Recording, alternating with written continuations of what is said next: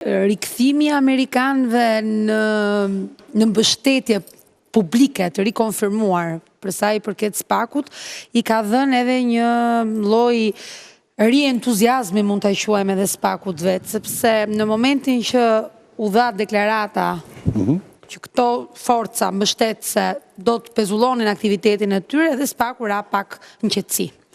Me sa duket, gazi ose zjarri, benzina, nuk e di që jepet SPAK-ut ton, po si ishin amerikanët, flejmë gjumë. Pse e them?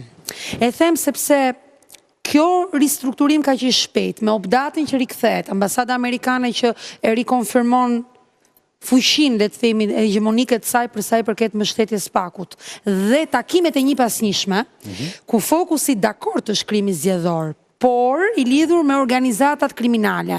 Tani lind pyetja, organizatat kriminale i shërbejnë kujt?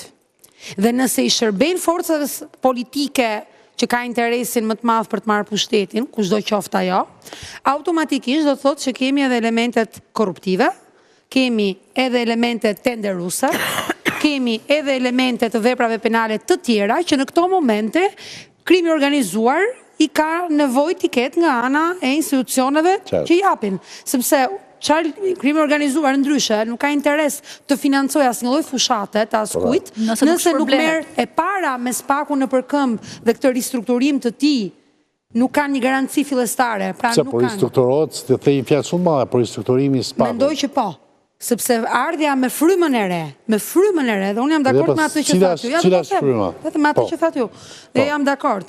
Deri dje ne kishim një linjë që ishte linja sorosiane. S'duam, kjo është që është artikuluar, ka elemente, individ që kanë patur një qasje të një fryme që është edhe pjesë e reformës drejtësi.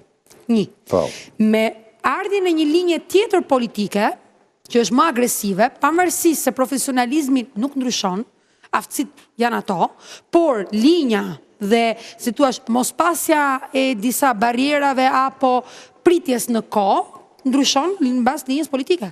Dhe Trumpi në këtë drejtim nuk ka asnjë lloj favorizimi të askujt. Se si intereson për ne në asnjë lloj forme.